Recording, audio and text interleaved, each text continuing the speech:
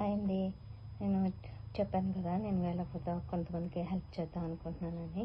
మేము ఇక్కడ హాస్టల్లో ఉంటున్నాం కదా, మాకు హాస్టల్లోని జనసేన పార్టీ గ్రూప్ పెట్టుకున్నాం. మేము ఎప్పుడైనా ఏమైనా వెకేషన్స్ అయినా చేసుకుంటాము, డొనేషన్స్ కావాలంటే ఇచ్చుకుంటాము, చిన్న చిన్న హెల్ప్ చేసుకుంటాము.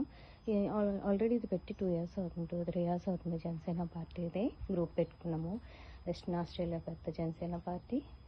నాకు నిన్న సాయంత్రం ఒక ఫ్రెండ్ ఫోన్ చేసి, లేట్ అయిపోయింది, అప్పటికి ఆల్మోస్ట్ లేట్ అయిపోయింది. వాళ్ళు ఫోన్ చేసి, ఏంటి ఇలా అనుకుంటున్నామండి, శ్రీలంకలో ఫ్లడ్డింగ్ వచ్చింది కదా, అందరికీ హెల్ప్ చేద్దాం అనుకుంటున్నాము, మీ ఇంట్లో ఏముంటే అవి ప్యాక్ చేసి ఇవ్వగలరా ప్లీజ్ అని అడిగితే, అప్పటికప్పుడు నాకు ఆల్రెడీ నైట్ అయిపోయింది, ఏం ప్యాక్ చేయాలో తెలియలేదు. అట్లీస్ట్ 2 days ముందు చెప్తే అన్నీ రెడీగా పెట్టుకుందాం, ఏం చేయాలో తెలియక నా దగ్గర అయితే నేను రీసెంట్గా రైస్ తీసుకున్నాను, 20 kilos బ్యాగ్. ఈ 20 kilos బ్యాగ్ ఏంటంటే ఇవి ఉప్పుడు రైస్ అనమాట. ఇవి ఎంత కుక్ చేసినా ఏం చేసినా తినలేకపోతున్నాను, చాలా కష్టమైపోతుంది. అందులో నాకు రైస్ అంటే చాలా ఇష్టము. ఇన్ని కొంచెం రైస్ పెట్టుకుంటే 2 days వచ్చేస్తుంది. ఇంకా తినలేక ఏం చేద్దాం అని ఆలోచించి రోజు ఇడ్లీలోకి దోశలోకి వేసుకోవాల్సి వస్తుంది.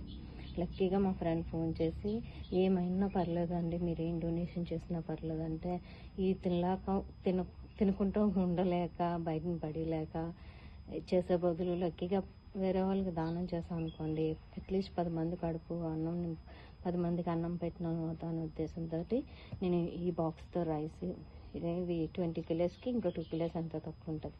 ఈ రైస్ వాళ్ళకి ప్యాక్ చేసి నేను శ్రీలంక ఫ్లడ్డింగ్ పీపుల్కి పంపించేద్దాం అనుకుంటున్నాను.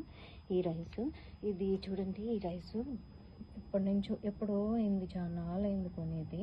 బ్రౌన్ రైస్ అనమాట. ఇది కూడా ట్రై చేసాము, తిన్నాం కొద్ది రోజులు, నచ్చలేదు. దోశల్లో నాటలేసా, అది కూడా సెట్ కాలేదు. ఇది కూడా ఏం చేసే కూరలో తెలియక అలా దాచిపెట్టాను. ఇది కూడా నేను ప్యాక్ చేసి పంపించేస్తున్నాను. ఇలాగే సేమ్ ఇంకో రైస్ కూడా తీసుకున్నాం 5 kilos. ఇది కూడా ఇప్పుడు రైస్ అండి. ఏంటంటే 12 hours 10 hours బిఫోర్ వాటర్లో సోక్ చేసి అప్పుడు కుక్ చేయాలి. చేసినా మనం వైట్ రైస్ తిన్నంత టేస్టీనెస్ రాలేదు, కడుపు నిండలేదు. ఫస్ట్ మెయిన్ ఏంటంటే కడుపు నిండట్లేదు, అది ప్రాబ్లం అవుతుంది. సో అందుకే నాకు లక్కీగా మంచి అవకాశం వచ్చింది. కనీసం ఒక 10 మందికి నా చేతితో వడ్డించలేకపోయినా వాళ్ళన్నా పెట్టుకునే తినేలా అదృష్టం నాకు కలిగింది. అందుకే నేను ఈ రైస్ ప్యాక్ చేసి పంపిస్తున్నాను.